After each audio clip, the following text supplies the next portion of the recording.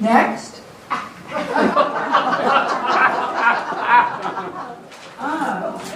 Mr. Moore, I'm Dr. Fields. You're Dr. Fields? That's right. Oh, no, I didn't realize. You didn't realize I would be a woman. Yeah. A common reaction, unfortunately.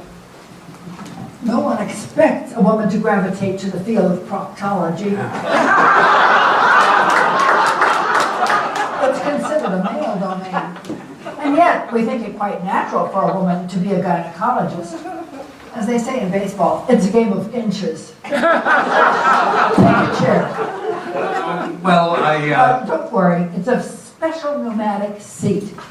It cushions the meanest hemorrhoid in a closet of velvet. Like sitting on cotton candy, I'm told. Yeah, well, I don't have hemorrhoids. Oh, everyone has hemorrhoids, Mr. Moore. Some are active, and some are sleeping, waiting, like volcanoes. Yeah, maybe. But that is not the cause of my immediate distress. You see, God, this is embarrassing. No need for modesty here. We're talking about a simple body orifice, as normal and necessary as an ear or a nostril, as elemental as earth, wind, and fire. We're both adults, are we not? No reason why we can't confront this issue head on, objectively and maturely. Yeah, I guess you're right. Well, I have a foreign object lodged in my rectal cavity. You have something stuck in your ass? Excuse me if I strike an air of slangy informality, but I find it helps ease the tension. Now, I don't want to know how this object got there. Your personal life is your own, and you're welcome to it. Just tell me this. Is it alive? Oh, Good. That's half the battle right there. Now, was this an accidental or deliberate insertion? they're deliberate. Unilateral or with the aid of an outside agent? There were a number of us, but I don't want you to get the wrong idea. This was not a form of sexual byplay. The thought never entered my head. See, I was at this party with the guys, and we were sitting around drinking. Eddie, the host, his wife had just had a baby. And we got to talking about childbirth and labor pains. And that somehow drifted into speculation about the comparative elasticity of body orifices. Orifice? Well, anyway. Hypothesis evolved into experimentation. One thing followed another. And here I am, the sorry man you see before you today. Was this a Super Bowl party? Yes. I can't tell you how many customers I get the day after Super Bowl. Practically epidemic. What is it, one of those little rubber footballs? No. A bottle of Heineken? A can of Pringles? I don't think you're going to guess. Mr. Moore, I'm a seasoned proctologist. You can't imagine the things I've pulled out of there. Not a pine cone, is it? Because that, believe me, is the worst case scenario. No. Well, it's a hand grenade. I'm afraid so.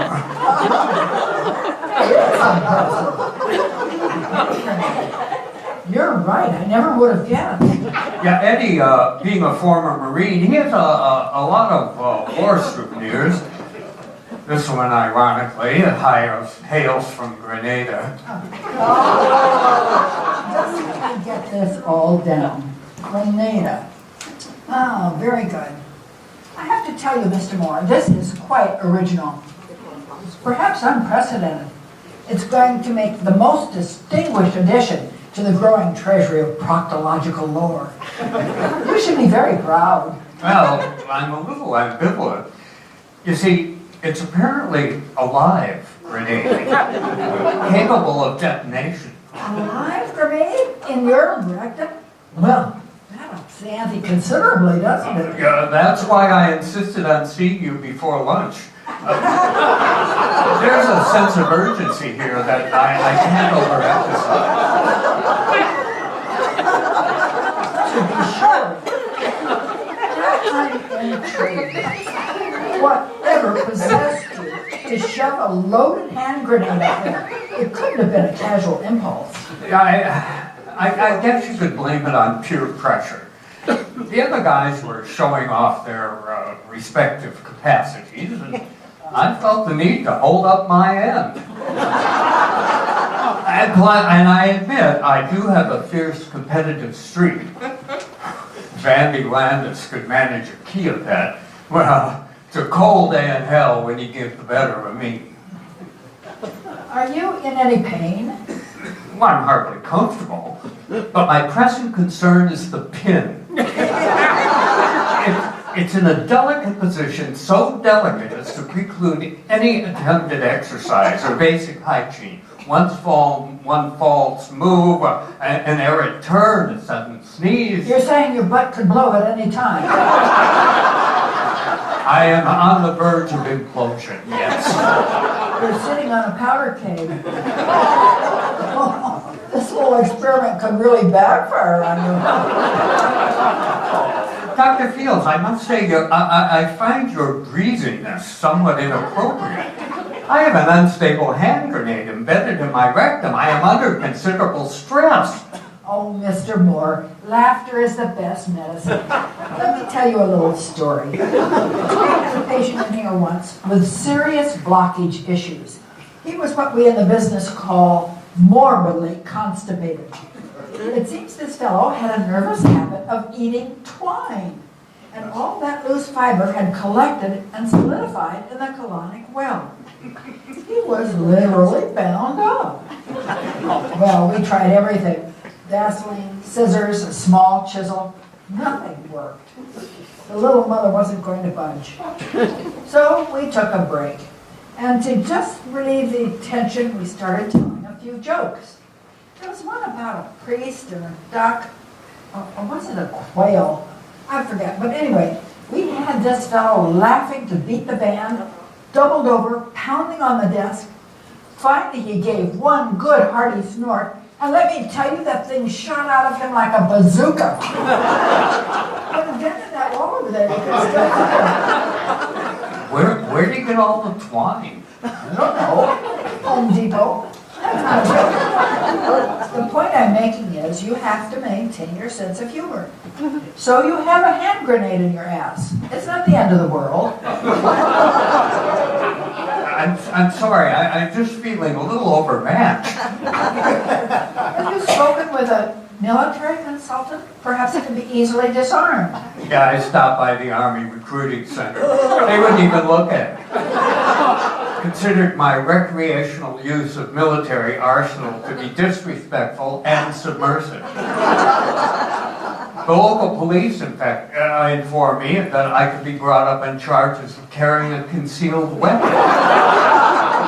No, I really am my wit's end, Dr. Field. You're my only hope. Well, I will do my very best. Of course, these are unusual circumstances and I can't promise anything. No.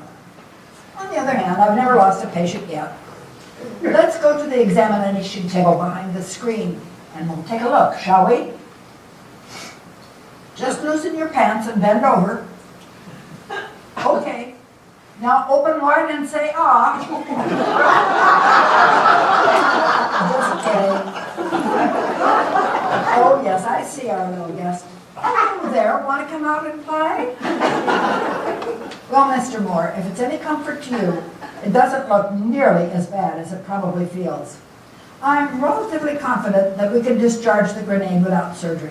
But it's going to take a major commitment from you. I'm willing to do whatever it takes. Okay.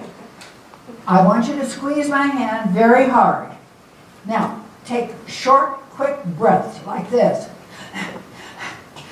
Now push. Now short breaths. Now push.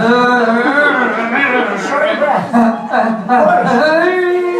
Oh, I think it moved. Just a minute. Let me get the forceps. Please, be careful. Don't worry, if I can just hook onto this. What was that? Oh, holy Jesus, the pin, he's gonna blow! I think it's your earring. Oh, of course, how silly. That clip is always coming loose. Now, where did I put those forceps? I think they're still in there. Oh, right you are. Okay, let's go for one more big push. Ready? Push. Here it comes. I see it. Yes, yes. Oh, phew. Oh, baby, what a ride. Oh, How are you feeling, Mr. Moore? I'm depleted. For a moment there, my whole life flashed before my eyes. Thank God it didn't flash behind you. Oh, well, we can laugh now. You might want to use a stool softener for the next few days and avoid any Mexican food. I want you to know that I appreciate all you've done for me. You really went the extra yard. I'm just glad it all ended happily. Does it have to end? Pardon? Well, Dr. Fields, you must realize something special passed between us. Mr. Moore, please. No, you can't pretend it didn't happen. Back there, I felt something deeper with you than with any woman I've ever known. A simple adrenaline rush brought on by intense physical stress. No, it was more than that. It was magic. It was moonbeams. And we can't let it die. It has to go on. Oh, no. Oh, why does it always have to end this way? Always? You mean I'm not the first?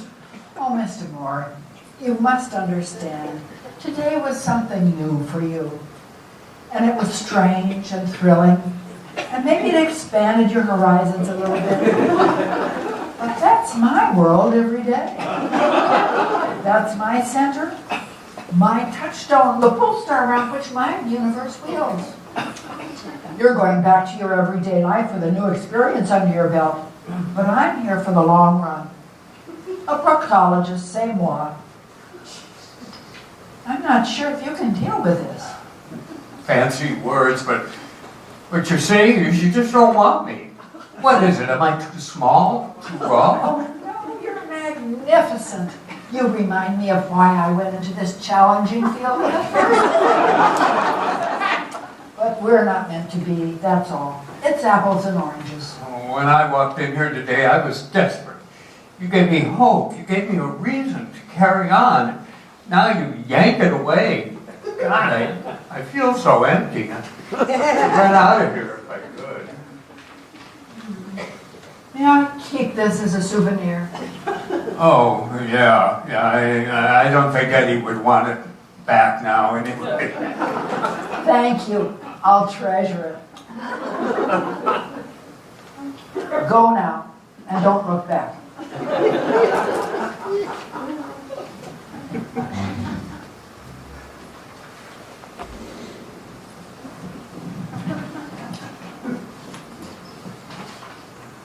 Next.